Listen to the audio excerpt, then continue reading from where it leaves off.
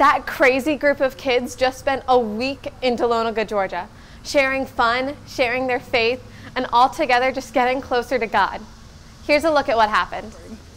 Hey guys, I'm Emily. I'm Lily. And I'm Ian. And we're here at Camp Hidden Lake in Dahlonega, Georgia, for our Life Teen Summer Camp that we go to every year. Stick around.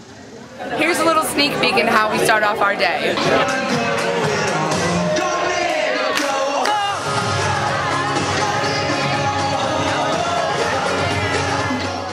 I definitely brought back a lot of positivity because my relationship with God was totally transformed, but I basically relied on God. You know, before I was kind of relying on myself to fix everything, but I relied totally on God, and so I had a really positive attitude about what was going to happen in my life. Everyone has a different time in their life when they feel God speaking to them, and I felt God. We had a last retreat, a fall retreat for the Life Team members, and that was awesome. I really felt God speaking to me there. And then I kind of lost it, but then I felt it again. So I really feel like God is trying to convince me to be with him and like really get closer to him. So I'm trying really hard. Because at 15, you're kind of confused. You don't really know, you're supposed to know what college you want to get into. You're supposed to know what you want to do with the rest of your life, but we don't know any of those things. So if I'm closer to God, I really feel like I can totally rely on him and it's all good. As long as I'm kind to others and I do good things, I'm good, so it's good.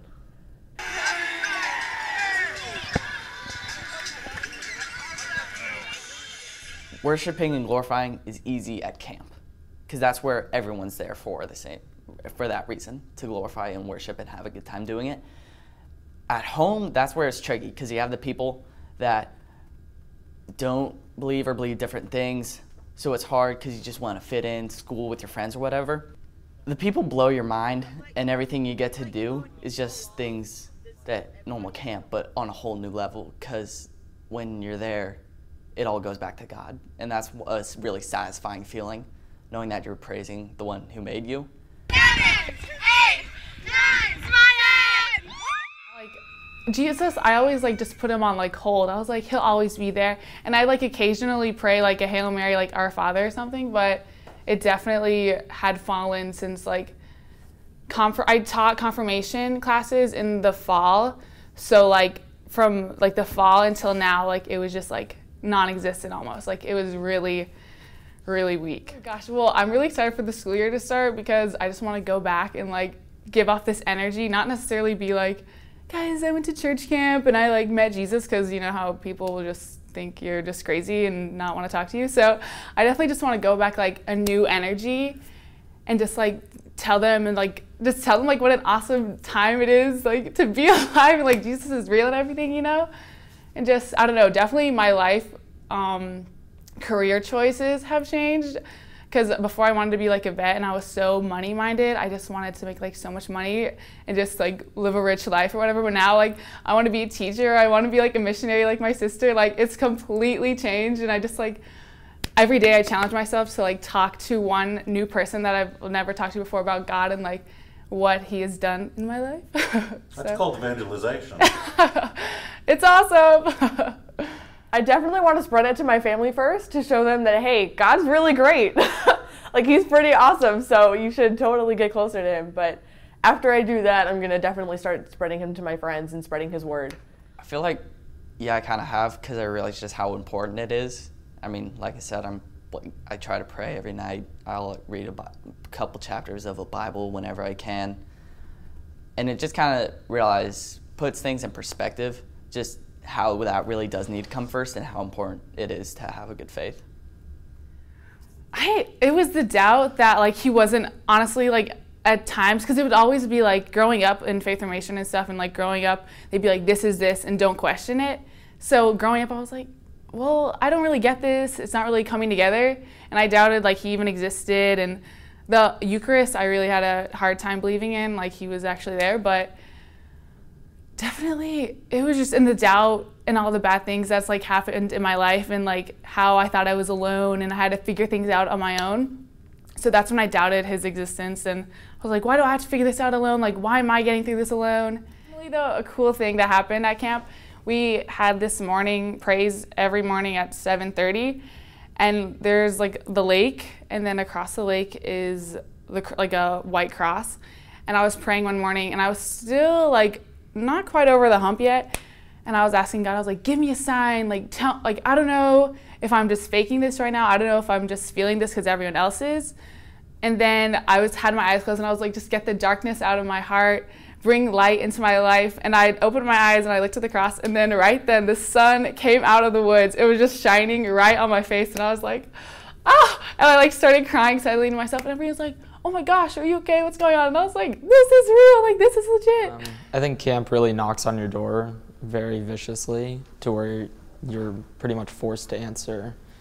And from then on, I think Life Teen and any other program here can really help nurture that. Not usually start it depending on where you are in your faith, but definitely keep it going.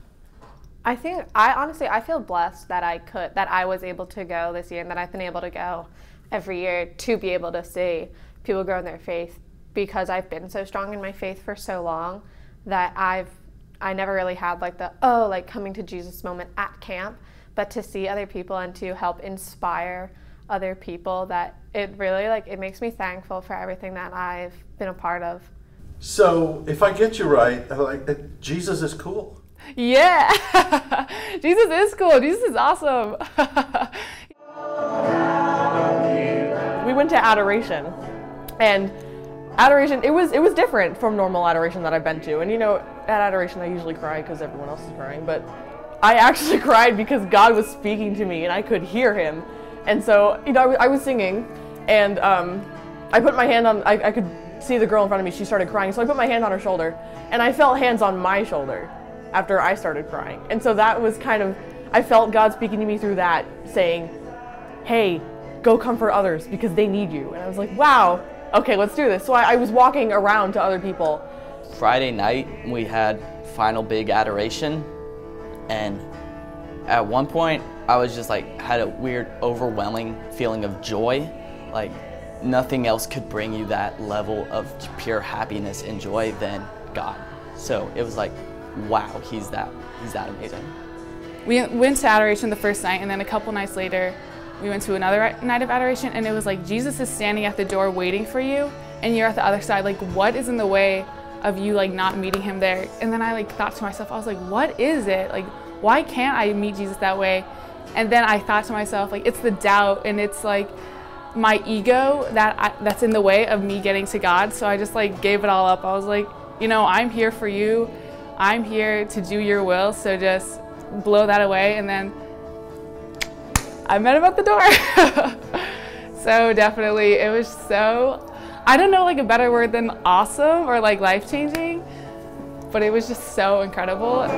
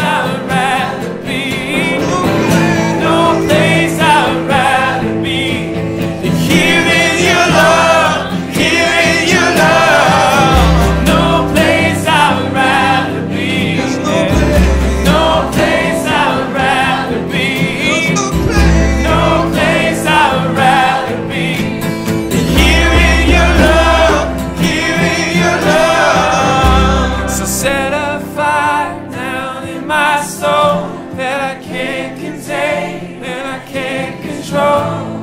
I want more of you, God. I want more of you, God. Set a fire down in my soul that I can't contain and I can't control. I want more of you, God. I want more of you, God. Set a fire down in my soul. I want more of you, God. I want more of you, God. Set a fire down in my soul. Oh God, oh God. I want more of you, God. I want more of you, soul. Set a fire down in my soul that I can't contain and I can't control. I want more of you, God. I want more of you, soul. Set a fire down in my soul that I can't contain and I can't control. I want more of you, God. I want more of you, God. No place I'd rather be. No place I would rather be. No place I would rather be than here in your love, here in your love. No place I would rather be. No place I would rather be. No place I would rather be. Here in your love, here in your love.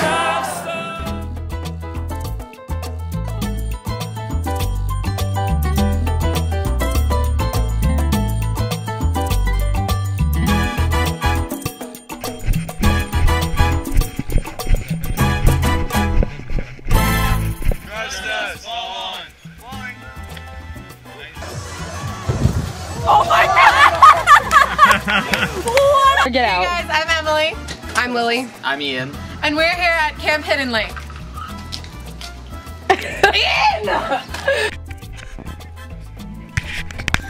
Paddling on the paddleboard! Yeah, yeah! Oh god, don't fall.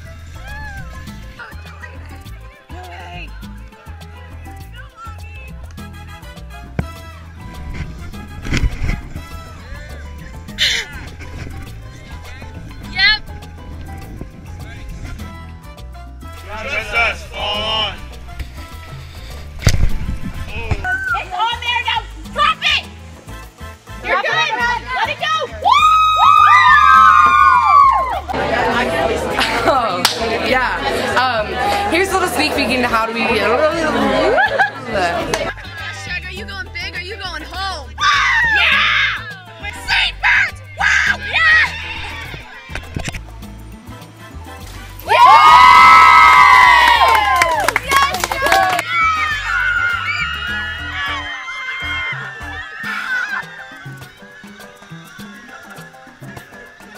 Ian's gonna get blocked. Ian!